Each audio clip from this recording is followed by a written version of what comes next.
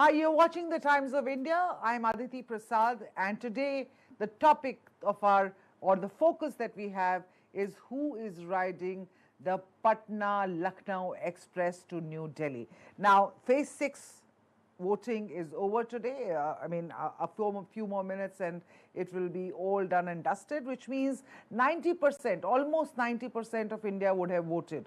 That leaves just 57 seats which are still to go to polls. That will be on June 1, which will be the last phase of this, long 40-day Lok Sabha election or the dance of democracy that our country is celebrating. Now, the race has, of course, heated up only now. It's the last stretch. 58 seats voted today, including all the 7 seats of Delhi and, of course, the 10 seats of Haryana. In this round, there are also 14 seats of Uttar Pradesh and almost 8 seats of Bihar in the fray. Now, in fact, it would not be wrong to say that Bihar as well as Uttar Pradesh combined 120 seats to the Lok Sabha out of 543 member parliament. Now, 120 seats, very critical. Whoever wins Uttar Pradesh and Bihar, these 120 seats are the key here, is really walking over to it will not be wrong to say that will be walking over and taking over as the next government. Now, interestingly, I have an interesting panel including expert pollster Yashwant Deshmukh. So let me just introduce everyone and then jump into the fray with what everyone is saying. Now, can the Tejaswi factor bring down the India alliance or bring down the NDA alliance in Bihar? Those are the key questions we're going to be asking today over the next 1 hour. I have with me Yashwant Deshmukh, psephologist, sea voter, founder, director. Welcome, Yashwant. We have Dhananjay Joshi, psephologist, Rahul Verma, fellow at the Center for Policy Research. Abhishek Sudhir is here with me in the studio. He's a political analyst and, of course, also an advocate. And we have Dr. S.K. Datta, political analyst, with us here in the studio as well. But primarily, some of the few questions that we going to be decoding today. One, can Tejashwi Yadav really bring down the tally of NDA in Bihar? Can the Akhilesh Rahul Gandhi Jodi dent the BJP juggernaut in Uttar Pradesh? Those are the key questions that we're going to be addressing. But before that, I just want to dive into this last 1 week.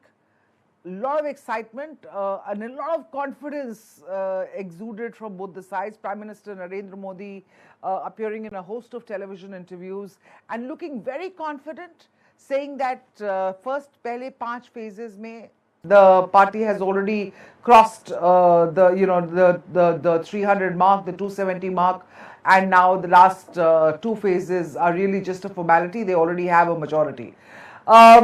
Tejaswi Yadav, Rahul Gandhi, Arvind Kejriwal, on the other hand, very confident कि हमने तो 5 phases में 300 पार कर लिए हैं.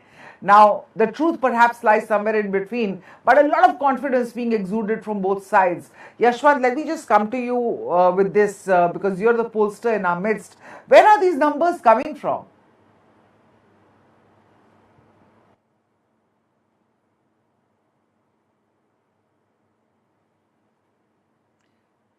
I'm not getting Yashwant's audio. But are you getting my voice, Aditi? Now I am. Yeah. I said numbers can come from anywhere when you don't have to do a polling. Because when you do a scientific polling, then the election commission's guidelines come to you on you, they apply on you. But if you have to do all the Hawaii Tukkebaji, then you are free to do it. I mean, that's the beauty of election commission's guidelines, that anybody and everybody is free to give an opinion on who is going to win how many seats, barring me. So that's how it is. And I sometimes envy my ex-colleague and now politician Yogendra ji, and including Prashant Kishore and everybody else, GVL, who has, all 3 of them have actually joined politics. They are politicians 24/7. And they just love doing that, giving the numbers without any scientific basis. But they don't give those numbers out giving their political credentials, right? They give those numbers out as past political scientists or psephologists or people. Well, that is nothing. I mean, it's not the kind of a past, because it's a It's not a kind of a job where you are a doctor and you join a party and you see a patient, you still remain a doctor. That's fine. You are not partisan when you are operating a patient, when you are joining a with party. But this job is very different, right? This job is like, you are equity holder, you are deep neck in it. So obviously, if you are a politician, you are a politician. Then any colleague of mine who has turned a politician, right or wrong, I'm not saying that some of them would be right or wrong. That's not the question. Whatever they are saying, I will always take that with a truckload of pinch of salt, not this pinch of salt. So I mean, because it's very difficult, and it's. Can you understand the torture on me if I have to Absolutely. be on a panel with them? Any of them, I have gone through sometimes couple of torture because they फेंक देते हैं बिल्कुल जोर से और हम कुलबुलाते रह जाते हैं कि जो बोल रहे हो गलत बोल रहे हो लेकिन मैं बोल नहीं सकता क्योंकि मेरे पास डेटा है. So what to do? So that's the torture on me. So Yashwant, okay. Without going into your data, which is coming post the voting started, your pre-poll surveys. I want to talk about that, and I want to ask you, and I want to talk about especially about Bihar and Uttar Pradesh, because. The road to New Delhi, as we are saying, is paved through Uttar Pradesh. ये तो बहुत लोगों ने बोला है. In this case, I'm also clubbing Bihar into the same thing because together these two states comprise of 120 seats, right? Based on your pre-poll surveys, can the Modi-Yogi charisma, or in the case of Bihar, the Modi-Nitish charisma, can they repeat their 2019 performance at least? Well, Aditi, it's a kind of ironical that what the final result might come, and when we are discussing these regional leadership vis-a-vis, in competition with BJP, that final result may or may not be the true, may or may not be truly reflective of what the potential these regional players have. I'm saying that because in our pre-poll trackers, BJP was really riding very, very high in UP and was in trouble on account of JDU candidature in Bihar. But what we have seen in the turnout and in the campaign, big time, Mr. Modi has really invested himself big time in Bihar, So when he has invested himself in big time in Bihar, and Tejaswi has been, working really hard, and he has a great future and potential, but if it comes to the split voting of using, voting for Tejaswi in Assembly and Modi in Lok Sabha, if that happens, then Tejaswi will unfortunately look like a failure. While on the other hand, the kind of weird ticket distribution that BJP has opted for in Uttar Pradesh, where they were sitting really, really pretty, but the worst possible ticket distribution has, in all the newspaper reportings, if you go through, it has kind of put them into hot water. They have, first of all, rest of India, they have denied ticket to almost all the non-performing MPs. They have cut the ticket of more than 100 sitting MPs, for that matter. That means almost like denying a ticket to every third sitting MP. But in UP, they just refused to do that. They have almost given ticket to everybody, every non-performing MP. Why the hell they did it? Nobody had a clue. No, we don't have a clue. So by virtue of that, if at all, suppose they do not score one-sided the way they were hoping for, that will be treated as something, a master stroke on behalf of SP and Akhilesh Yadav. So what I'm simply trying to say, if the results don't go in their favor in UP and results go in their favor in Bihar, ironically, Tejaswi will be ending up being seen as a failure, which he is not. And Akhilesh will be seen as a success, which I doubt he is, because if at all he is, he will gain. Then it will be largely because of the bad ticket distribution on behalf of the BJP. So it's kind of struck up somewhere in the middle. And at the end of the day, all it remains is the campaign of the Prime Minister to pull up his own alliance partner in Bihar, for example, you know, who are in really bad shape in our trackers all along. And just to ensure that he pulls through all his non-performing MPs who have been given the tickets again in Uttar Pradesh to pull them out of the mess that they have created for themselves and their party. So, That's bottom very line, interesting. Yeah. Modi, nothing else. Very interesting contrasts you've drawn, Yashwant. Let me come to you, Mr. Datta. Ticket distribution in Uttar Pradesh may become a problem for the BJP. Your take on this? I do not agree to this because this kind of narrative was there even in 2019 also, that BJP has repeated several candidates who were not performing in UP, and very less number of candidates were not given tickets and fresh faces were brought in. Our mechanism is very, very clear. And why I say our mechanism? Because I am closely aligned with the ruling dispensation as a conservative expert. We work in a different way, in a very different kind of a style. We do not go by what any pollster says in relation to exit polls or opinion polls. We have our own mechanism how to calculate that, and we depend heavily on our Panna Pramukh at the grassroots level. The report which comes from the Panna Pramukh, that is a huge, like it is taken with a huge amount of confidence, and based on that, the tickets are given. Say, for example, before the announcements of the tickets and who needs to be repeated, who need not need to be repeated, the mechanism is very clear. We do three kind of surveys. One is the survey of the party itself from the top level. Second is like the reports which the government depends on the government agencies. That's there. Together with that, there is also the survey which is done by the Sangh Parivar and by the RSS at the grassroots level. And also the report of the Panna Pramukh is very, very valuable. And these surveys are done on day-to-day basis. And these surveys takes place almost around 1.5 to 2 years before the election. And it is not one survey, it is at least 3-4 series of surveys. And then based on that, the final arithmetic is decided and the final calculation is arrived at. That's one. The second thing is like our voters, our supporters, and people who are directly, indirectly affiliated with the party, we go by the prime ministerial candidate. It's a very clear logic here that irrespective of who the candidate is, our voters, our sympathizers, and our supporters, they don't go by the candidate, they go by the PM face. That is where the difference is between us and the N.D.A alliance.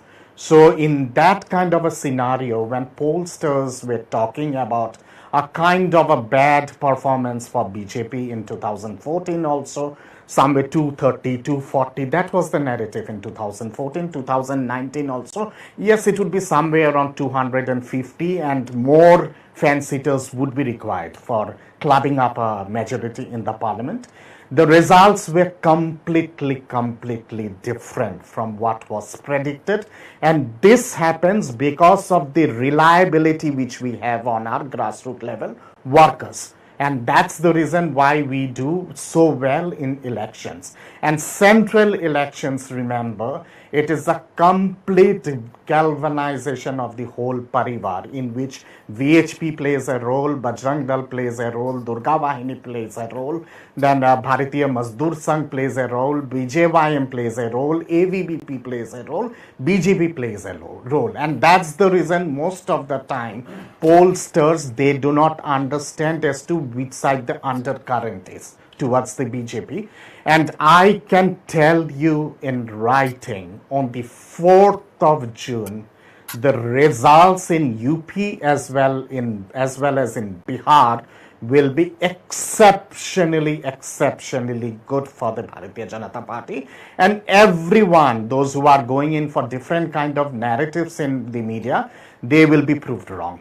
So just couple of days more, just wait and watch and see what's going to So happen. basically, when the Prime Minister said, which he said, कि 5 phase के बाद 270 majority हमारे पास आ चुकी है after 5 phases. You're saying that's based on some sort of inputting that is coming from your various Panna Pramukhs and your ground. Yes, from the internal sources, the moment the voting is over, Okay, 12 so- घंटा के अंदर 14 घंटे के अंदर हम लोगों के पास internal reports आ जाती है. तो बाकी पार्टीज के पास भी तो कुछ होगा ना. तब Tejashwi Yadav is gone to town talking about 300 पार ऑलरेडी हो गए हैं हमारे. Kejriwal has said this, Rahul Gandhi has said this. So the India alliance is also putting out all its fronts and saying 300 पार. अब अगर इनके 300 पार हो गए और उनके भी 300 पार हो गए तो फिर तो 600 मेंबर पार्लियामेंट होनी चाहिए फिर. Yeah, I think they're preparing in advance for the delimitation that's coming in 2026 probably. Look, the BJP's organizational strength and might can't be underplayed. They have the best organization in the country. I think they're better run than even the Tatas and many other corporates, I would say. Because right from the CEO, Narendra Modi, to the office boy who is the Panna Pramukh, everybody is in sync. One leader, one unified message, one ideology, one nation, a Hindu nation, a civilizational war that we are engaged in with the non-Hindus of India. That is their principal core ideological belief, basically. See, I want to focus on the specifics of Bihar, if I may just add something to the program. I think the Khela in Bihar really began with Nitish Kumar. I think when Nitish Kumar broke the alliance with the BJP, went over and claimed credit for being the architect of the India bloc. He said, I was the one, who went from state to state, who put together the India bloc. And then when Nitish Kumar walks away from the India bloc and goes back to NDA, what is the message that sends? Nitish Kumar, we all know, has been called derogatorily, like a derogatory term, which is Palturam. But Nitish Kumar might be Palturam, but he's Palturam for a reason. He has never really found himself out of power. So he knows which way the winds, the political winds are blowing. In terms of Nitish Kumar, why did he take the gamble in terms of breaking the alliance with the NDA? Because he was hoping to be the prime ministerial face of the India bloc.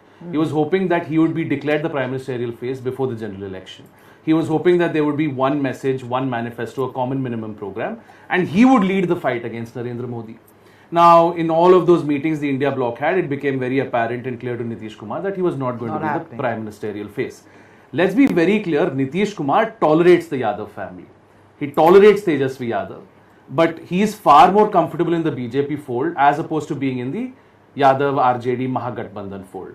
So Nitish Kumar, when he realized that he's not going to be the prime ministerial face of the India bloc, and that's an ambition he's been nursing all his life, I think he finally has consigned himself to the fact that he has to go back to the BJP in Bihar. When Nitish Kumar went back to the BJP, I'm trying to make a nuanced point here. Nitish does not necessarily help the BJP, but he can hurt the BJP. How does Nitish Kumar hurt the BJP if he is part of the India bloc? Now the caste census, Jati Janganna, a lot of was made about the caste census in Bihar. But today if you look at the ground reports, the caste census has not created any buzz in Bihar. Why? Because when Nitish went back to the NDA, the caste census as an issue died with that, basically. Nitish has not really brought it up, and Tejaswi Yadav has been focusing more on jobs. As Yashwantji said, this is a big test for Tejaswi Yadav. Unfortunately for Tejaswi Yadav, I feel this is a test he will fail because Narendra Modi, contrary to the pre-poll surveys, has managed to turn the election in the favor of NDA. That is my feeling. What has happened in Bihar is, once again, the RJD Congress combine has not been able to attract voters beyond the core Muslim Yadav base. Look at Kanhaiya Kumar, for example. A Bihari is contesting from Northeast Delhi. He contested against Giriraj Singh last time. Begusarai lost badly. If the winds of change truly were blowing in favor of the India bloc, why would you move Kanhaiya Kumar out of Bihar into Delhi? Yes, RJD has problems with Kanhaiya Kumar. They wanted Begusarai. There are those local issues, but you could have accommodated Kanhaiya in Bihar. See, the Modi factor, I would say this time, strangely, is more prevalent in Bihar than Uttar Pradesh. Because what is happening in Bihar? No prime minister, and I have been heavily critical of Narendra Modi for his divisive statements, but let me say, give the devil its due. No prime minister has had more of an impact on the ordinary lives of Biharis than Narendra Modi. The Labharti schemes, the building of toilets, the housing, the LPG schemes, the Ayushman Yojana.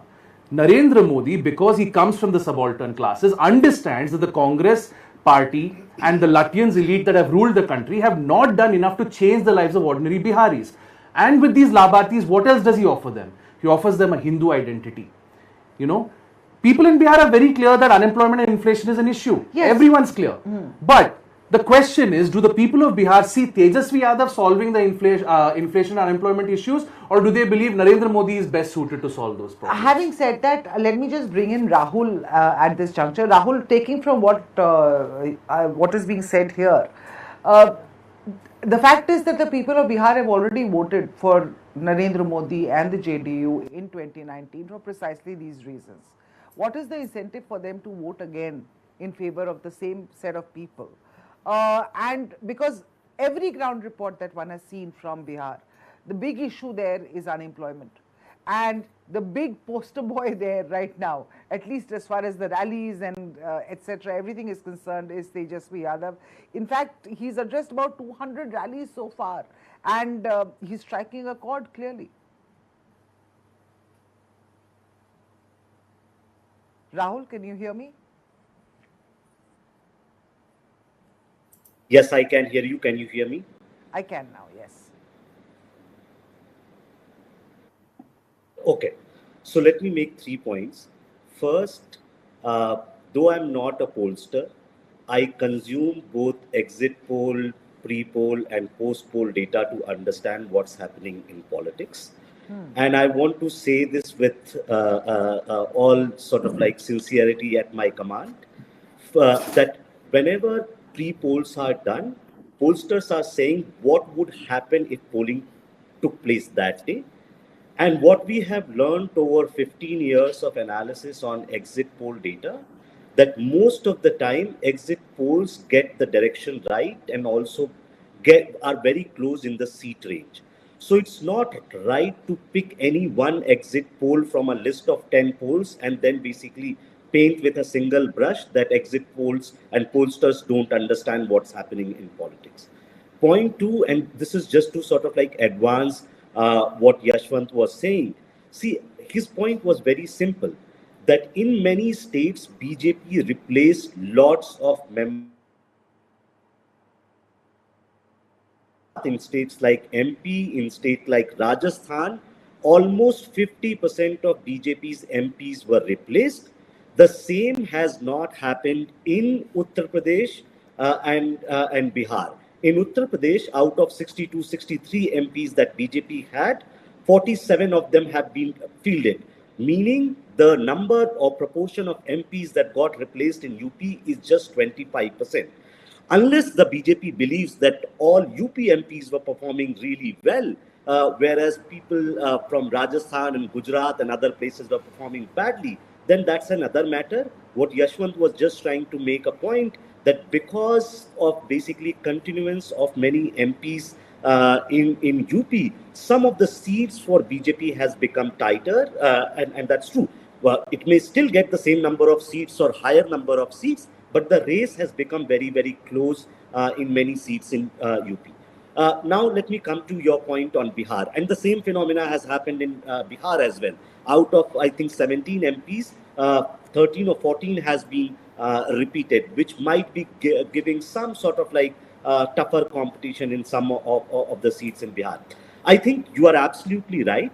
Tejaswi has definitely emerged as a very, very important leader of Bihar.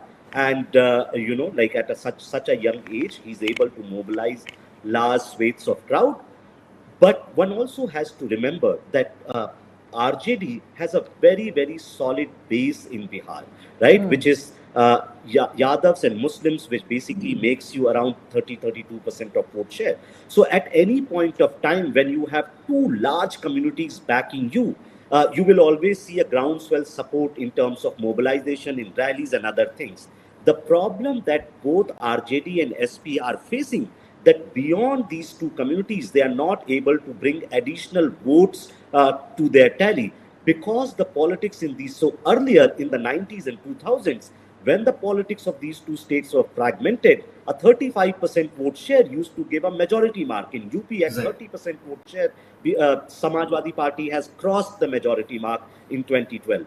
This is not happening now because politics has become bipolar, and BJP is basically around, with allies, is around 45 to 50% of vote share. So even when Tejashwi Yadav or Akhilesh Yadav can mobilize a very sort of like a big segment in terms of like vote share, unless they start touching 40 and start going above 40, there would be a problem in conversion of seats for them.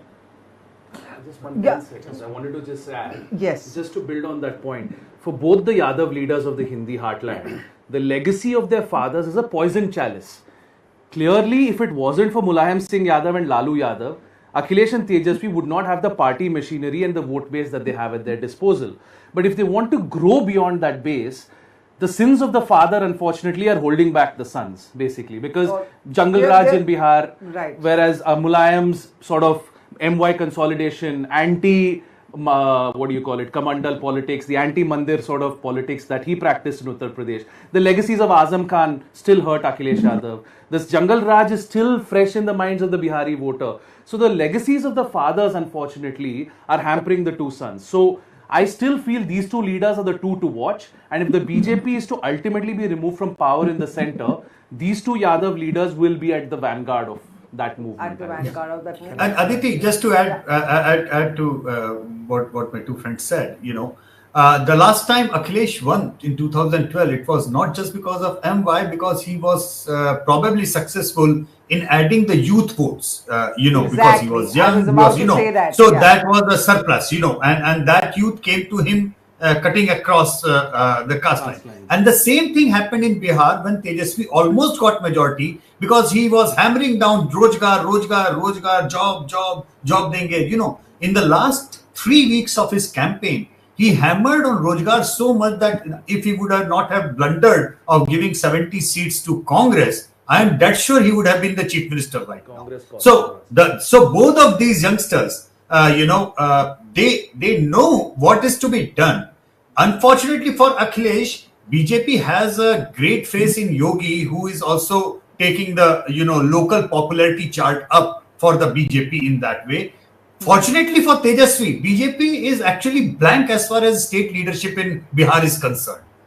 This is why I am keeping a keen eye on Tejaswi, because he has the potential to fill up the vacuum which the BJP has in terms of offering a good state leadership alternative. BJP is only still going ahead with Mr. Nitish Kumar, and which is like a huge liability from every damn perspective at this point of time. But for Akhilesh Yadav, he has to actually not just recreate 2012, but go beyond what Rahul said, that he has to add at least 5 to 8% votes to cross that 40% plus figure, and that is where he can electorally think about becoming a viable alternative. Till that point of time, he will have to only depend on the spoiled tickets of the BJP, which the public would just throw the sitting MLA or MPs out and vote for on those seats because Akhilesh is the only alternative available.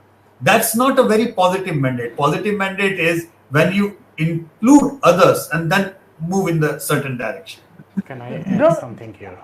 Yes, you can add. My question to you is to respond to that the NDA clearly is the the BJP is the senior partner in the alliance in Bihar, right? And the JDU is the junior partner clearly this time around.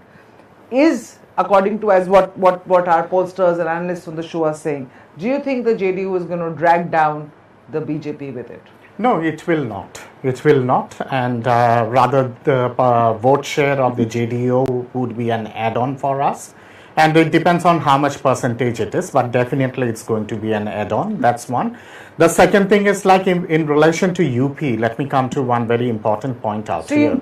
Just a quick one on this. You're talking about the vote share in Bihar for the JDU. For the JDU. But last time around, I think they had a 24% vote share versus BJP's 26%. Yeah. This time around, you're saying that it's not going to be to that level. Are you admitting that? No, I'm not admitting that. What I'm saying is like they will have a kind of a similar vote bank. It could be 1% down, 1% more. That could be the thing. In relation to the vote share of the Bharatiya Janata Party, there is going to be a quantum leap in Bihar for the vote share of the party, and that will do the makeup, even if there is a slight marginal loss here and there. The second thing is, like, when it comes to the question of UP, let me give a answer to UP in a clear cut way with a comparison to three more states. I will just come Yeah. to UP, sir. Just Yeah. let me just bring in Dhananjay Sure. into this conversation. Dhananjay, do you feel on the screens we see the conversation about vote share, which I just had with Mr. Datta. He's saying that the JDU is not going to be a liability. The same sort of vote share he will have. BJP's vote share will jump up, but there's also the RJD factor. The RJD, which was at just about 15-16% vote share last time around, this time definitely their vote shares look to be going up, and I'm only speaking about it from the kind of crowds that Tejaswi's rallies have been attracting. If they convert into votes, then that vote share also is likely to go up.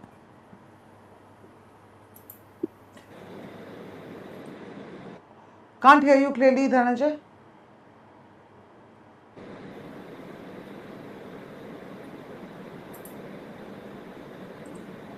Can't hear him at all. I can't hear you, Dhananjay. No. You are on mute from your end, Dhananjay, I'm told. Can you just check? No, we can't hear you. No. Can you just log off and log in again quickly? I mean, probably that. Yeah, Dhananjay. Yeah, Dhananjay. We'll just log out and just log back in. Yes. So what I was saying in relation to UP is like UP for us, together with Madhya Pradesh as well as Gujarat and Assam, has already become a time-tested laboratory. It's a tested laboratory for us in relation to Hindutva. So in UP, the issues, the kind of politics which is there in UP or in Gujarat or Madhya Pradesh or Assam is a different kind of a politics. It's a different variation of a politics than what it could be in relation to Orissa, Andhra, Telangana, Bengal, or other states, where BJP is a non-traditional party. What's happening here is, like, first and foremost, as I said, that it's a tested laboratory for us. Together with that, the popularity of the Prime Minister and the popularity of the local leader, in the case of UP, Aditya, in the case of Assam, the Assam Chief Minister, that is a combo. And with that, the alliances which we have stitched up in UP and in, with other smaller parties in Madhya Pradesh and all, as well as in UP and all, that is an add-on for us. Remember one thing, in 2019, the alliance of the Samajwadi Party was much more stronger than what it is with Congress. Remember that time, Samajwadi Party and BSP had fought the elections together. And prior to that, in the assembly elections, Congress and Samajwadi Party, Akhilesh and Rahul Gandhi, they had come together.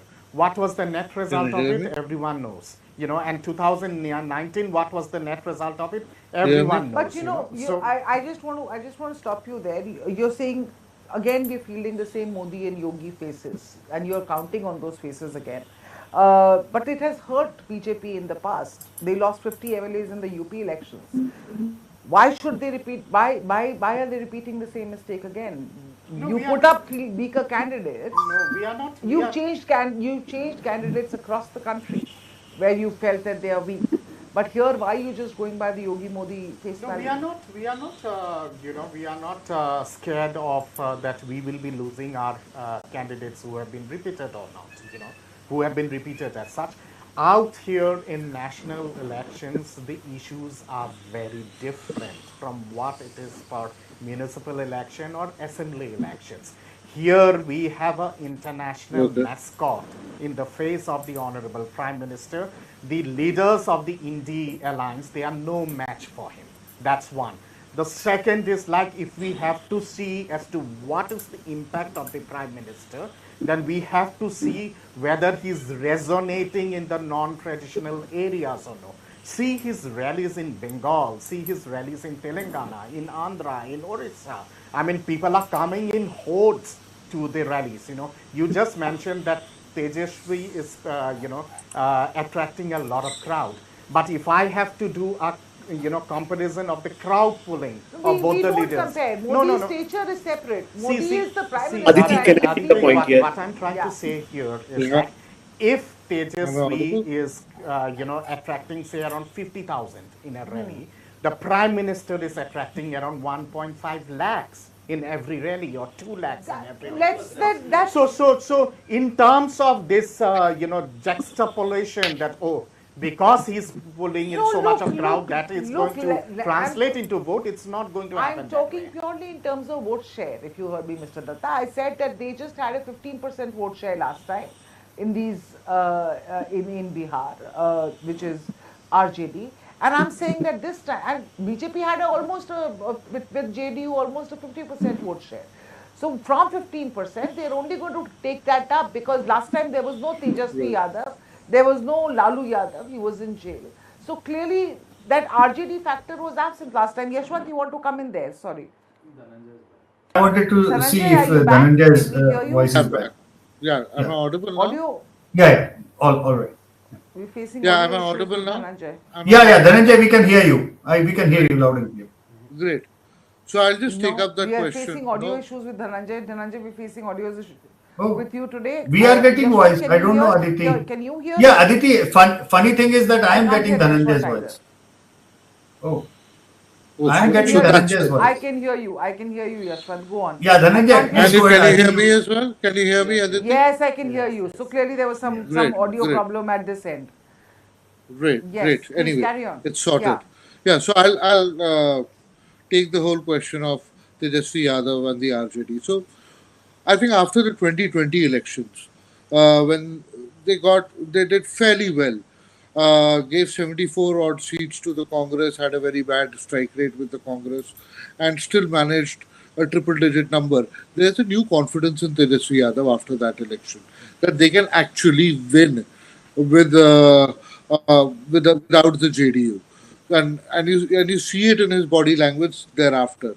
So I think that, as you very rightly said, their votes will increase because they were at the rock bottom in the last election.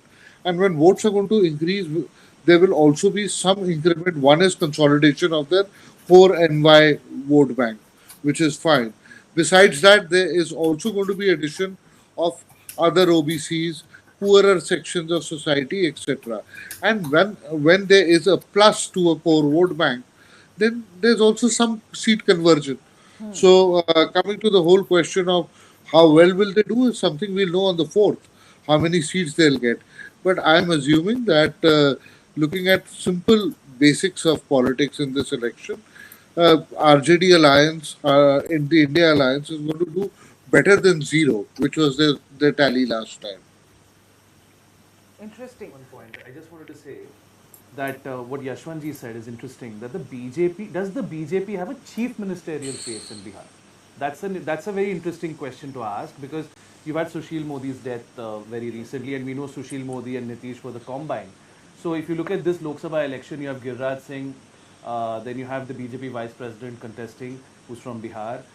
Then you have Rajiv Pratap Rudy and you have Ravi Shankar Prasad. I don't think any of these leaders, maybe Giriraj Singh could be a chief ministerial face.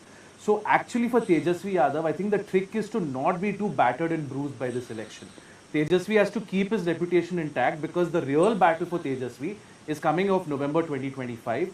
And if it is going to be Tejaswi versus Nitish, let me tell you today, I fancy Tejaswi's chances because the youth of Bihar are very much taken with Tejaswi. The problem, as Mr. Datta is saying, when you compare someone to Narendra Modi, you're bound to lose. I mean, Narendra Modi is a juggernaut that we have never seen. At least I was not alive when Nehru was Prime Minister. So I don't know if Nehru had this kind of popularity.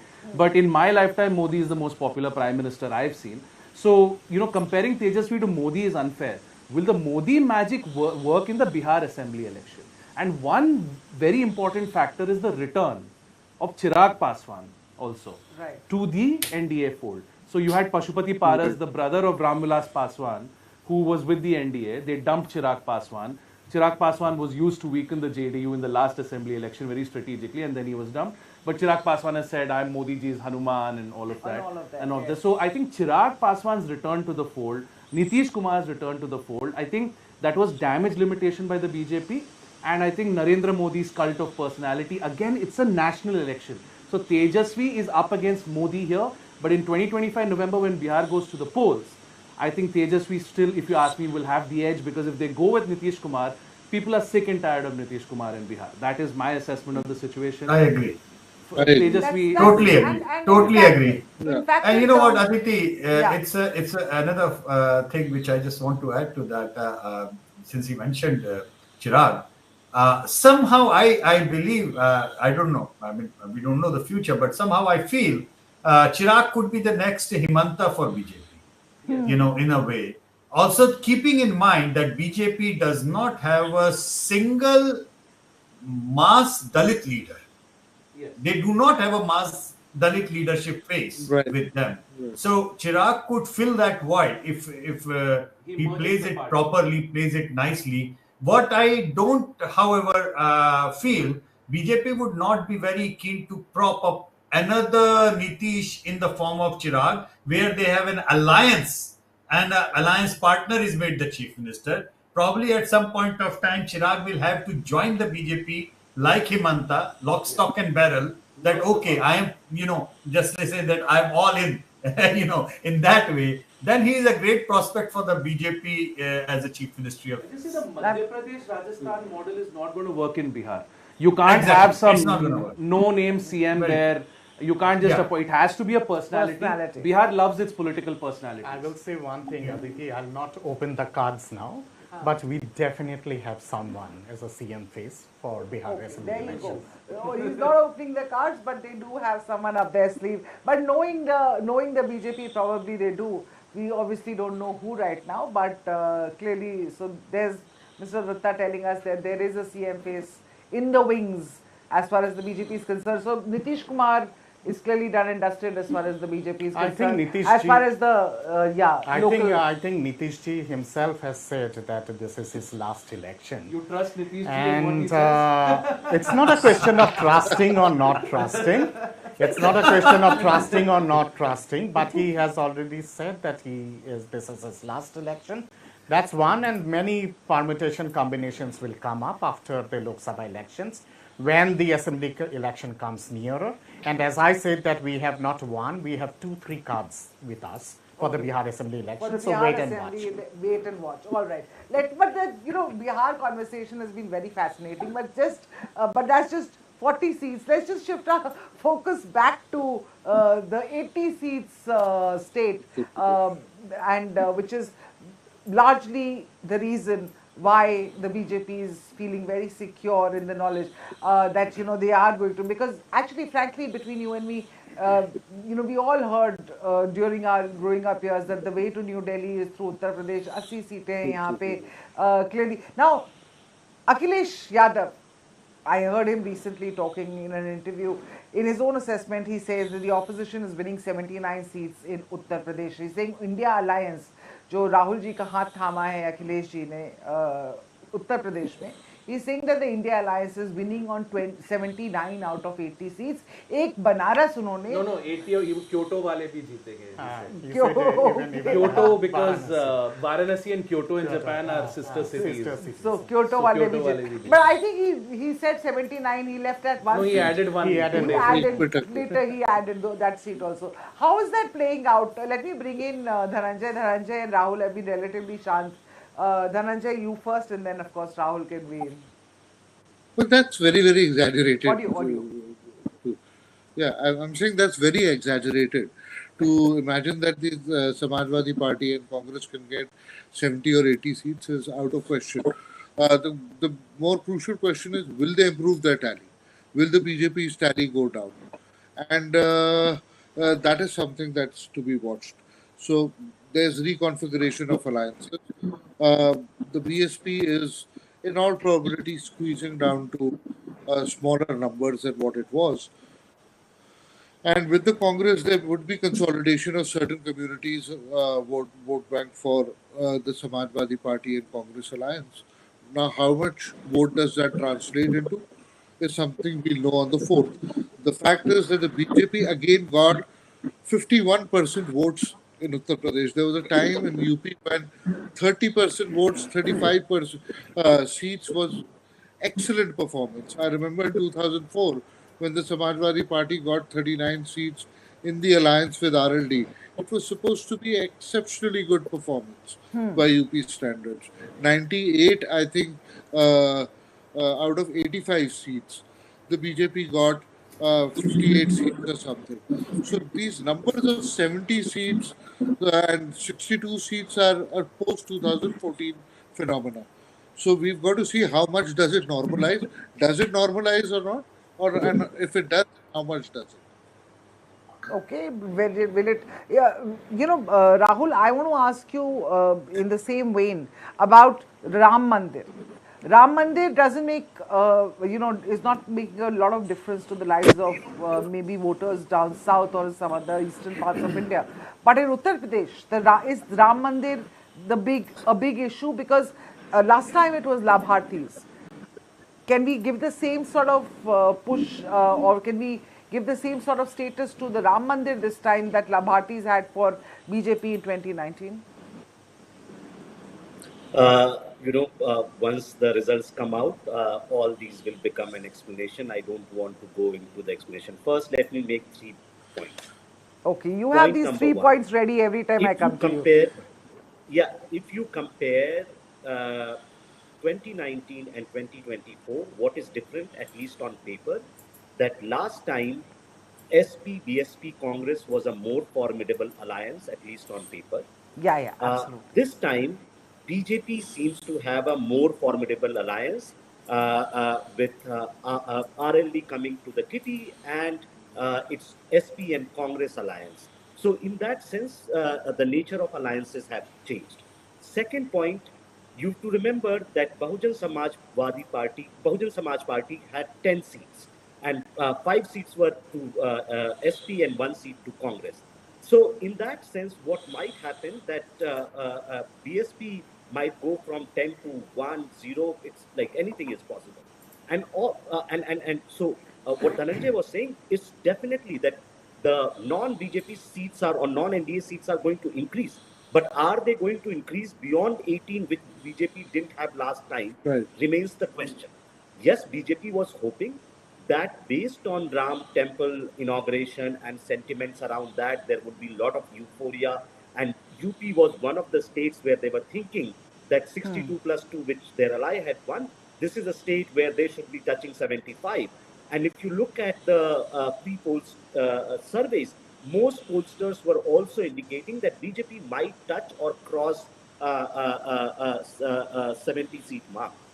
But what seemed to have happened, and this goes back to Yashwant's point, is that because BJP has repeated large number of candidates in UP compared to other states, some seats have become tighter. It is still possible that BJP managed to retain or improve, but at least in terms of contest, it has become much more tighter. And third point, which we actually don't know, see, BSP has been shrinking for a long time. And now, if you look at 2022 results, BSP's vote share is 12.5% or something. And now, only the core BSP voters, both in terms of ideological but also in terms of sociological, which is Jata voters, are left with BSP. Most of these voters would also know that BSP is not going to win seats. So Right. where are they going to switch? Are they going to switch towards SP Congress alliance, which is what some ground reporters are suggesting, or they are going to switch towards the BJP? And this is where candidates become very, very important to attract new set of Right. voters. No one is saying that Prime Minister doesn't have the popularity. But Absolutely. if there is a local level anti-incumbency against candidates, it would become hard for you to attract new set of voters. And you might, of course, you're going to lose some voters because you have been in power for 10 years and some of those MPs are getting repeated. So like that's what basically complicates the number for UP. Whether BJP will now remain at 62, uh, whether it will go like if BJP does not improve its number in UP from 62 to 70, forget that they are crossing 300. If BJP comes down from 62 by a large number, then they would be in trouble. Because at What's the a end large of the number? day, every sixth MP of BJP comes from UP. So if Right. UP number goes down, overall tally goes down in a big way, and that would also signal some sort of like national undercurrent in a state where you expected Ram Temple to play a greater role. So it may still play a role in a silent way, but there's no euphoria around it.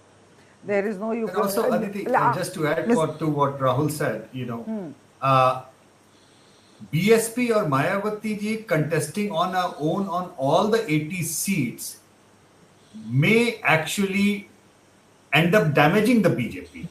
Even though the large analytical point of view is she will be giving big number of Muslim candidate and she will split the Muslim votes and that's how it's going to end up benefiting the BJP. What we are forgetting that in the last Lok Sabha election, when she did not contest half the seats of UP, in those seats, the BSP votes did not switch over to Samajwadi Party. It's a known Right. fact.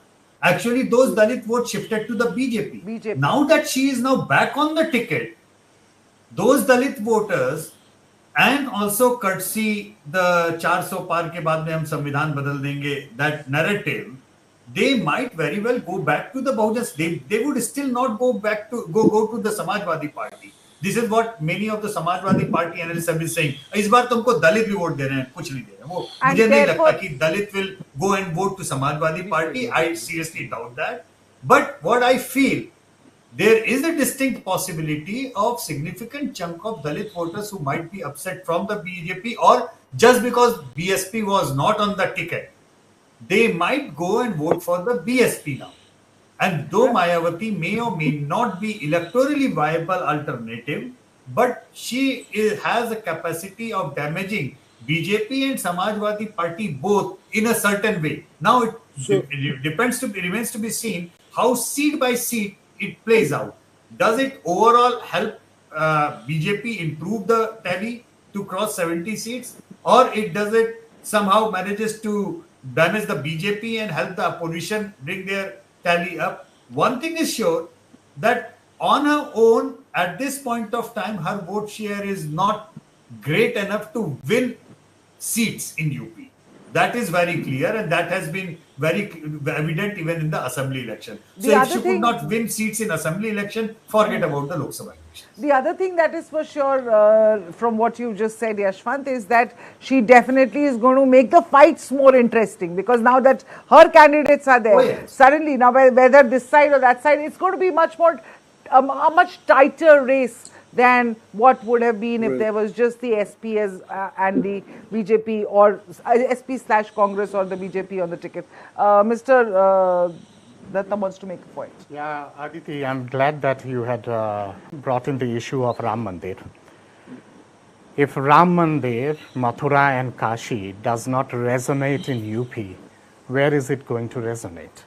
Like Mathura, Kashi and Ayodhya are the core of UP and the core of UP Sanskriti. As BJP, Of course it is. It is. It is. Let me extend that argument further. I have traveled to various parts of UP during the time of elections. I have seen how sentimental and how strongly people feel to the Kashi Vishwanath corridor, to Ram Mandir, as well as to Ayodhya. That's one. And to club that up as an add-on to that is the Muslim reservation issue. That is something which is really, really creating a kind of a anti-counter polarization against the N.D.A Gadbandhan, because now the Dalits, the OBCs, they fear that if the N.D.A Gadbandhan comes to power, they might do certain misadventure in relation to religious reservation. The recent decision of the Calcutta High Court in relation to the OBC reservation is a Pandora box which has been opened up. What they have done in Karnataka, that also everyone knows. Second is like just 5 seconds more.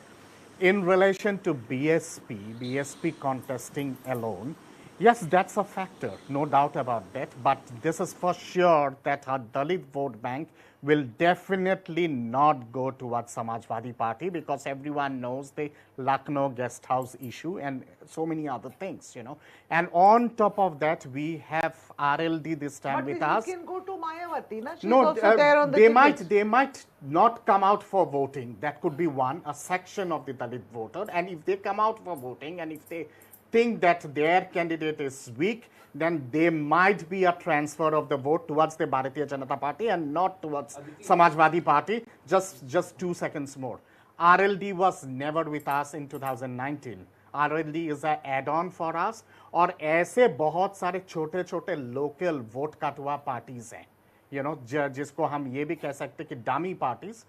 They will do the vote katwa thing for the India alliance here at very many places. Okay, we will so the surprises will be huge on 4th of June, and take it in writing, we will surely cross the 70 mark this time anyway. Okay, crystal ball gazing, last comments from everyone. Yeah. Crystal ball gazing, Bihar, UP, June 4th. Mr. Datta says, surprise. What do you say? I really don't want Narendra Modi to return as Prime Minister. I really hope he doesn't, but that's what my heart says, but my head says he's coming back. Look, what I will say is this, because I feel a Prime Minister shouldn't be making the kind of divisive statements he makes. Today he said, wo mujra kar rahe, Mangal Sutra cheen lenge. I just feel a person of the stature of the Prime Minister should not be making these statements. I feel embarrassed as an Indian when I hear my Prime Minister speak like this, to be very honest with you. But you do realize that it's both sides of the divide that are resorting to all kinds of languages against each other. Patent falsehoods like Mangal Sutra chain ke Musalmano ko de denge. I really don't think you can say, as Donald Trump said, in the US when there was some violence, that, both sides are bad. No, you can't say that. I mean, the Prime Minister of the country, then he says, main Hindu-Muslim nahi karta hoon. In an interview, the day I do Hindu-Muslim is the day I'll quit politics. So be honest. If you're polarizing people, polarize people. Be honest. Have a spine. Take a stand and say, I'm in a civilizational war with Muslims. I want, I am a Hindu Prime Minister. I'm a Prime Minister for Hindus. Anyway, I don't want my emotions to get the better of me, because this is not that kind of show. What I would say is that in terms of the benefit of the Ram Mandir, I know Prashant Kishore has got a lot of heat this week, but what he said, the point he made was, is it going to bring new voters to the BJP? That's the question. Definitely, Jai Bhim and Jai Shri Ram can go together in Uttar Pradesh. I think that is a phenomenon you're starting to see in Uttar Pradesh, especially amongst the youth, where they also identify as Hindus. Yes, we are Jatav or we are Dalit, but we are also Hindu, basically. There, the BJP has made significant advances in the non-Jatav base, basically, of, which has not been traditionally moving away from Mayawati, and the sacking of Akash Anand, we discussed that in the last show. My larger point is simply this, and taking on Mr. Deshmukh's point, is in terms of the candidates. So I worked closely with the Samajwadi Party in the 22 election. I had some contributions to make to their manifesto. The BJP does not want to see a repeat of what happened in the 22 assembly election, where you had a lot of defections before the election. And this time, I think the BJP has also assessed that if they were to change MPs, like they changed MLAs in the 22 election, you will also see a lot of crossovers to the India Alliance, because that MP will see the India Alliance as a viable bloc, as well from where he can contest from. So to avoid that, they have also repeated a lot of candidates. Again, it is the Modi factor. For example, in Delhi, where we're sitting, Delhi's voted today, we've not got to really discuss it. 6 out of the 7 MPs have not been repeated in Delhi. 6 out of the 7 MPs have not been repeated in Delhi. Again, they're banking on the Modi factor. In Uttar Pradesh, you also have the Yogi factor. See, what Narendra Modi has done as Prime Minister and Yogi Adityanath has done as Chief Minister is the marginalization of MLAs and MPs. Today in Uttar Pradesh, MLAs really don't have a voice in the administration. It is Yogi Adityanath's bureaucrats who are running the state. All the king's men, as they say, all the yogis' men, they are running the state. So there is a lot of discontentment amongst the MLAs and the MPs, but because of the cult of personality of Narendra Modi and Yogi Adityanath, they have almost made the choice of candidate at the MLA MP level irrelevant. But as Mr. Deshmukh said, there will be cases in Uttar Pradesh where that candidate that they have repeated is so unpopular that the double engine appeal of Modi and Yogi also won't be able to save that candidate. There, Akhilesh Yadav, that is where Samajwadi Party and Congress stand to gain, basically. And you're also going to see the Muslim vote completely rally behind the India Alliance. And now you don't have the RLD in the fold. See, the RLD, lest we forget, Muslims have also voted for the RLD. Chaudhry Charan Singh was responsible for the Jat Muslim unity, which was undone in the Muzaffarnagar riots of 2014. And Jayant Chaudhary is facing a significant problem, let me tell you, in West UP, having gone against the BJP for so many years, where there is still a lot of anger in terms of the farm protests. And now RLD workers are being told to work with BJP workers, and that on the ground is also creating a lot of tension. So, will the BJP cross 70? No. I don't think they're going to cross 70 in Uttar Pradesh. I think Samajwadi Party, what my friends in the party tell me, is that 15 to 20 seats for them would be seen as, hey, we can live with that. That because the real fight for us is coming in 2027. So if they can reduce the BJP or keep the BJP at 60 to 62, they would have done very well. And as Rahul said, if they go below that 60 figure, they're in deep trouble because they're facing losses also in Rajasthan. Right. Mr. Datta wants to come in, sir, 30 seconds, and then I want to go to Yashwant. Absolutely. In fact, if Pakistan bets for the NDA alliance in elections and they keep on tweeting and retweeting, and whatever the narrative which Pakistan sets in, that narrative is lapped up by the NDA alliance here in India, or the narrative which NDA alliance sets in, that's lapped up by Pakistan, then obviously we will retaliate against that. We have a right to retaliate. We have a right to counter that. The Honorable Prime Minister is doing exactly that. He's not doing, politics against the Muslims as such, but who started the whole thing? That's the major thing. You do it, and then you become holy like a cow. We answer that, then we are a sinner. This kind of logic does not apply anymore in elections. And I can say it with a lot of conviction. The moment we are above 70 in UP, and we will be winning the election handsomely this time in 2024, from tomorrow onwards, they will start the crybaby syndrome in relation to EVM. But Sambit Patra today, Sambit Patra has been complaining about the EVMs in Puri. That is a localized thing. At certain areas, there can be malfunctioning of EVM at a local level, but it doesn't mean that you are actually controlling the EVM got you, button. Sir. Yashwant, let me come to you. 400 par for Mandir or 300 par for Mandal?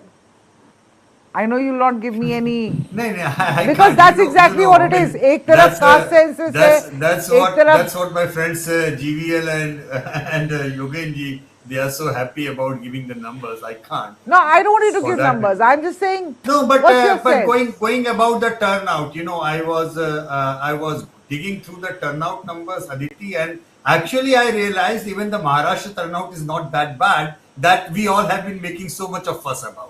In Maharashtra, I was just working on those numbers, turnout figures, and I realized, by the way, Rahul and Dhananjay, you two were discussing that the other day, the turnout thing in Maharashtra. Oddly enough, my hypothesis of good contest and lopsided contest is proving good in Maharashtra as well. So, in Maharashtra, the turnout where the BJP ticket is contesting against Congress ticket, the turnout has gone up. It's a keen contest. Second fine thing, that the two Shiv Senas, wherever they are contesting, the turnout has gone up. But the two NCPs, the turnout has drastically fallen. Where the two NCPs are contesting, because nobody is actually interested in Chacha Bhatija ki ladai. So they are contesting themselves, but their alliance partners are least bothered about their fight. It seems like that. So overall, Maharashtra turnout is almost at par with 2019. It's not that. So the theory of a keen contest pulls a healthy turnout is now applicable on Bengal as well in Maharashtra. Both the places, it's not an aberration. That's what because I have been discussing this for almost like 2 weeks with you, Aditi, that Maharashtra is proving out to be an aberration. But no, it is not an aberration. Within Maharashtra, there are keen signs of very good turnout. It is just that घर की लड़ाई वाले contest में कोई NCP में नहीं देखना चाहता था, इसलिए वो turnout कम दिख रहा था. ऐसा है नहीं कि turnout come.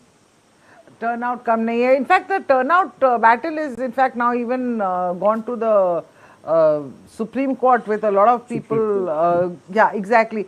Dhananjay, your says, because can you explain to our viewers, if you can, what this entire, because EVM wala pura mudda, people had taken it to the Supreme Court, and of course it was thrown out by the Supreme Court. Now this new Form 17 C, this entire issue has come up. this I has think, never you know, been made public from the first election that has taken place since 1952. So why the need to make it public now? no, so I think turnout data has always been made public. And Form 17C is something that every polling agent or Gets a every copy. booth Exactly. committee, yeah, gets it after, you know, 1 or 1.5 hour of voting finishing. Correct. So typically what I've seen is by 7 o'clock or 7:30, everyone has their Form 17 in their hand. Now, I'm not the best person to explain this, but from what I understand, there's a big jump in the number of votes that have been reported in the revised turnout figures. These numbers were typically in the range of 1%. So I read an article where, you know, it was counted at about 1 crore 7 lakh votes in the first 4 6%. phases. 5 to Now, yeah, 6%. Sorry to interrupt. yeah. That Traditionally, is 1%, Dhananjay. traditionally the revised figure has only been around 1%, as you put it. But in this election, the revised figures have been as high as 5 to 6%. Now, So, if that, so Rahul, yeah, it's different in different states. So somewhere it is 0.2, somewhere it is 4. yeah. So it's No, but it's averaging out to 1%. across India, it's averaging out to 5 to 6%, whereas before it used to be a maximum of 3%.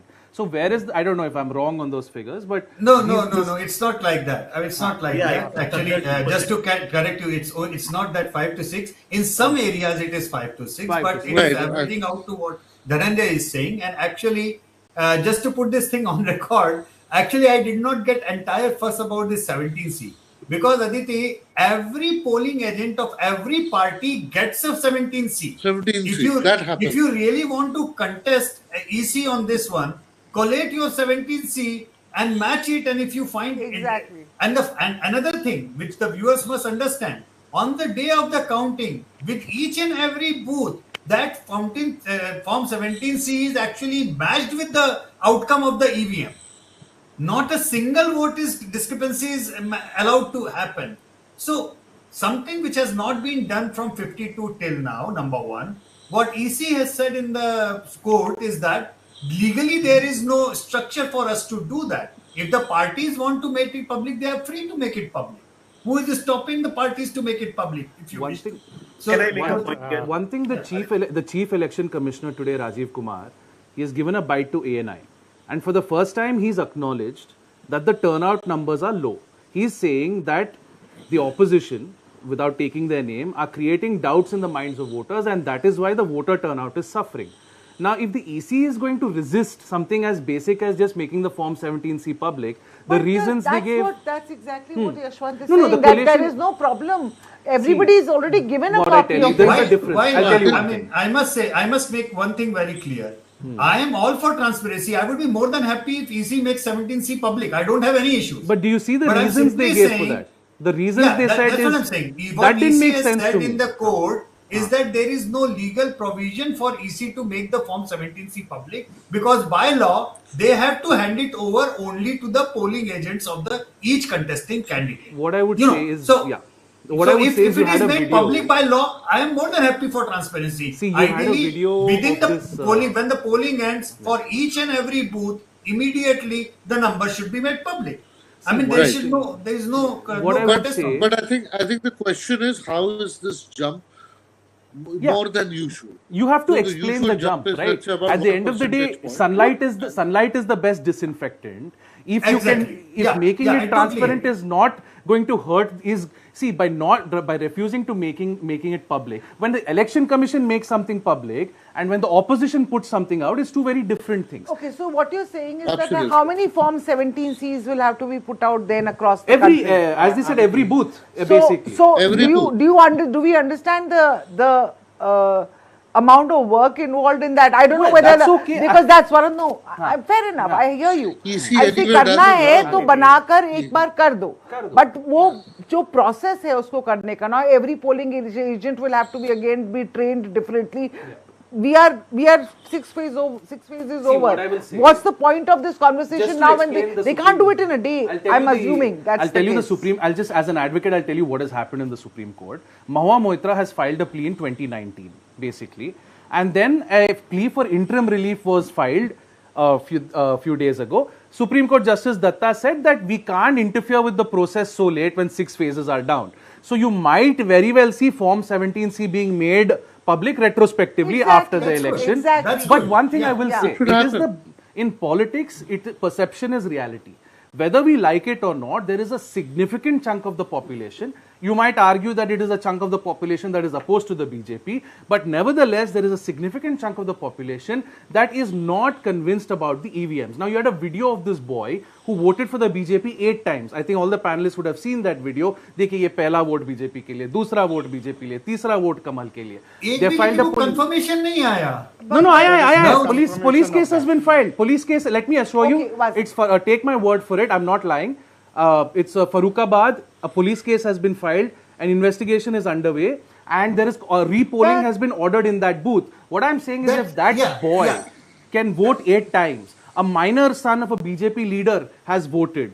There are discrepancies. You can't say that the system is completely foolproof. Got you. Can I add here? Overall, Coming to this, I think if anybody, the way the booths were captured, you can capture an EVM booth if the presiding officer is colluding with you. Because he has to release one ballot, you have to press one ballot. Every time he or she releases one ballot. So if anything of that sort happening, then obviously they have to persecute it. They have to be taken, to the, I don't know what kind of punishment, whatever it is. Look, I just want to say one thing. Nobody's gonna, exactly. But that's not a problem of EVM. What I'm simply trying to say, if you capture a booth, if the presiding officer is colluding with you, releasing a vote and you are pressing 6 times, it's not an EVM problem. That's what I'm simply trying to say. Trinamool Congress has also tweeted a picture today with the BJP tag. Look, I'll come to you for your thoughts, sir. I just want to say one thing here, and I sincerely believe this, that, this is what the Supreme Court also said when it threw out the application against EVMs, that there has been the kind of booth capturing that was there when we had paper ballots. The EVMs we are trying to there. make the system better. I agree. You want to become a superpower. You can't keep comparing yourself to Pakistan and Bangladesh. You have to Absolutely. compare yourself to United States. Agreed. Mr. Datta, so the idea is to make it better. I don't have any problem with that. Making 17C within 5 minutes of closing battle online, absolutely yes. They must do it. What I wonder about the idea when people take it to the Stone Age. No, we should return back to the ballot paper. And that is precisely where I lose it. Exactly. I agree. Make it that VVPAT, that 100% counting of the not required. What is required is a better law, like in many states in US, Aditi, where the margin, if the margin is less than 1%, there is a law of automatically going into recount in US in many states. Make it a law. If the margin is less than 1%, 2%, 10,000, 5,000, जो भी तुम्हारा law बनाना है, जैसे ही उसके नीचे का margin होता है, 100% VVPAT counting होना चाहिए. Make it a law. मुझे कोई वो दिक्कत नहीं है. But 100%. No, I agree with you that going back to ballot is like going back to bullock carts. So that's something that is not that reasonable. But there are 2 facts, and you would know this because you do all these surveys as well. That one, over the last decade, efficacy and trust in EC has gone down. Yes. So ECI used to be something which used to, in typical world value surveys, global barometer surveys, it used to be rated with the army at that level of efficacy, higher than judiciary. So in India, EC had that kind of respect. That trust has gone down. That is one. And when things like 4% votes going up in a state or 5% votes going up in a state, when things like this will happen, and then there will be a there would be an explanation, then of course efficacy will go down. That is something that bothers me more than... Let me get into So just to add to that wanting data point, with Dhananjay said, the trusting institution thing for the EC when compared to trusting EC itself in a decade, that has gone down. but EC still remains the second most trusted institution in this country after the army. Just to give the right context, because I see that also people taking out only that data point, EC के लिए trust घट गया. अरे trust तो सारे institutions का घट गया, केवल EC का नहीं घटा है. उसी मतलब EC का घटा है, EC के कंपैरिजन में आर्मी के बाद में आज भी ईसी सबसे ज्यादा ट्रस्टेड बॉडी है. आर्मी के कंपैरिजन में तो घटा. हाँ, नहीं घटा. Army is the only institution जिसका ट्रस्ट नहीं घटा. So EC trust going down is a bad thing. It's a bad thing. Exactly. She should be worried That's about very that. unfortunate. Yeah, Okay, let's get Mr. Datta. He's been trying to get in a word for the longest time, and then somebody else starts speaking and he holds his voice. Yes. First and foremost, in relation to the Form 17 itself, there was a huge hue and cry about the EVM, and this EVM issue went on and on and on and on. After the final verdict being given by the Honorable Supreme Court, when they saw that there is no other reason to play on the EVM issue anymore, they have created another issue right here. PIL of Mahua Moitro of 2019, and now you are bringing that with a rejoinder added to it just during the time of election. This is what exactly Justice Datta has said, that why are you doing it before, when the election process is going on?